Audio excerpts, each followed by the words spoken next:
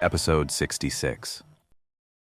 The man in black, Shen San, heard Fan Zhu's words and thought the idea was actually quite good. He offered no rebuttal, instead choosing to watch coldly from the sidelines. So, under the watchful eyes of the group, the servant boy who had brought the food and wine drank a cup of wine and ate a few mouthfuls of the dishes, all with a miserable look on his face. It seems Brother Shen was being overly cautious. This man really is just a servant. Don't be a killjoy next time. With that, he scooped up a few more bites from the newly arrived dishes and tossed them into his mouth, eating heartily. It's fine, just a misunderstanding. That's enough. You're dismissed. Take this silver as your reward. All right, Master Shen. I'll take my leave. Well, Master Shen is certainly generous. You can't be stingy with me in the future either. Well, of course, my beauty. You're my precious darling. Keep me happy, and I'll make sure you're well taken care of. All right, brothers, tonight we drink until we drop. Outside the door, the young man suddenly sneered. Instead of leaving immediately, he quietly took up a position under the nearby eaves, standing as still as a ghost. Roughly the time it takes to drink a cup of tea later, a terrified cry suddenly rang out from inside the room. Poison! The wine is poisoned. I've been poisoned.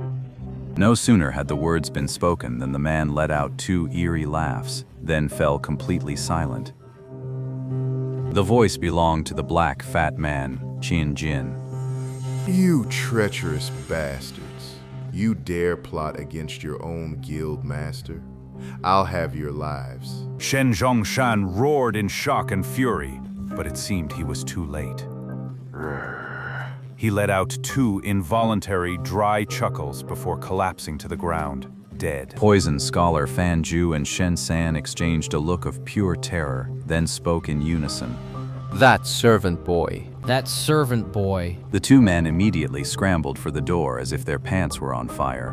But alas, just as they reached the threshold, they too let out a couple of ha-has and slowly slid to the floor. Looks like the fat guy in black drank the most, so the poison hit him first. Shen Chongshan had a fair amount too, so he was second. As for the man in black and the scholar, even though they didn't drink much, my laughing soul powder is incredibly potent. A single drop is enough to be fatal. Han Li waited a moment longer, then pushed the door open and stepped inside. Inside the room, there were no survivors left. Even little Jinji and the three other hostesses had breathed their last. Han Li carefully checked the room one last time, confirming there were no survivors. Only then did he slip silently away. Once word gets out that Shen Chongshan was poisoned, people will just assume it was a vendetta killing. It shouldn't cause any major trouble. This green spirit powder really is effective. Just take one pill beforehand, and not only does it prevent 100 poisons, it also works wonders against drugs like knockout incense. It was this very medicine that let me play the Yan clan for fools last time. Han Li made his way back to the inn with a low profile. Once inside his room, he lay down on the bed and fell into a deep, restful sleep. This was a habit Han Li had developed without realizing it. After completing any major task, he would become especially drowsy. Sleep was his way of truly relaxing his weary body and mind. While Han Li slept soundly, the deaths of Shen Chongshan and his three chief enforcers were finally discovered by the people of the Shaoshang court. When the news reached the Four-Piece Gang, it immediately stirred up many ambitious individuals. No one wanted to investigate Shen Chongshan's death. In Home City, the strong devouring the weak was simply the natural order. After all, Shen Chongshan himself had only risen to power by killing the Four-Piece Gang's previous leader. So, the remaining captains and lieutenants of the Siping Gang were only concerned with one thing: who would inherit the vacant position of gang leader. And so, with no strong candidate and no one willing to submit to another, a bloody brawl for the leadership finally erupted within the Siping Gang. The next morning, when the ordinary gang members who hadn't participated in the brawl woke up, they were shocked to discover that the position of Siping Gang leader had fallen to an utterly unremarkable minor captain named Sun Ergu. Sun Ergu had slaughtered every other senior member who opposed him in a single night, smoothly ascending to the position of Siping Gang's leader. The very next day, he sent out formal notices to the other gangs in the West City, confirming his succession.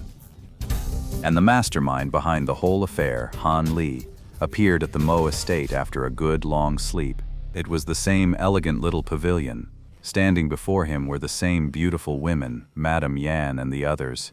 This time, however, the three Mo sisters were also present. Han Li had already met Mo Yuju and Mo Caihuan, so his gaze lingered on Dr. Mo's adopted daughter, Mo Fengwu. Mo Fengwu was a Huangshan beauty with an oval face, looking to be about 16 or 17 years old. She had a delicate, refined appearance, giving Han Li a sense of her being petite and exquisite. Mo Fengwu, flustered by Han Li's unwavering gaze, lowered her head, revealing the slender, snow-white curve of her neck. Young Master Han, you really must stop ogling our Fengwu like that. She's a very shy girl, you know. Shouldn't we pick up where we left off yesterday? Topic? What topic? I'm here for your final decision. Do you want to leave this place and go into seclusion, or do you want me to take action and kill your great adversary? Young Master Han, don't rush. After much deliberation yesterday, my sisters and I have decided to choose the second option. However, we would like to propose a slight adjustment to the terms. I believe I've already made myself clear. I won't entertain any haggling from you ladies. The terms are non-negotiable. You either accept my conditions, or you take the first option. Young Master, what do you think of my daughter's looks? They are all stunning beauties. Han Li was taken aback for a moment, then gave a light chuckle. He had a vague idea of what Lady Yan was plotting. Our request is not unreasonable. If you can eliminate the leaders of the Five Colors sect and the Soul Hegemony Manor, we will not only give you the precious jade, but we will also marry all three of our daughters to you as your wives and concubines. You were staring at Feng Wu just now, weren't you? If you agree, she'll be part of the Han family.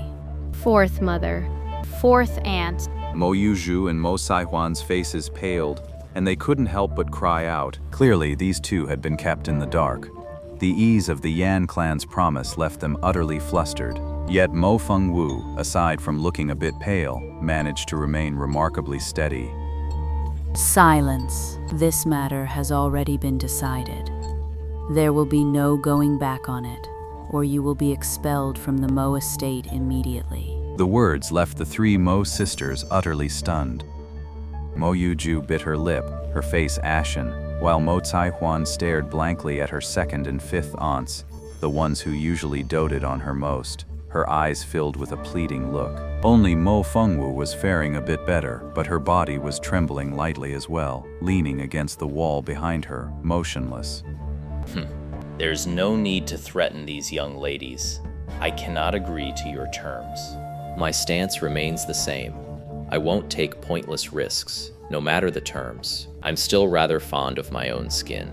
Han Li flatly refused Madame Yan's proposal. To say Han Li wasn't the least bit tempted by the stunningly beautiful Mo sisters would be a flat-out lie. But Han Li had also carefully considered the matter. If he really wiped out the other two overlords of Lan province in one fell swoop, it would never escape the notice of those paying attention. It would be an invitation for a death sentence. Once the Five Colors sect and the Venom Tyrant Manor collapse, the Yan clan will undoubtedly rise with the Golden Hand Society, becoming the biggest beneficiary. On top of that, a stranger like me suddenly shows up at the Mo Manor and marries all three Mo sisters in one go.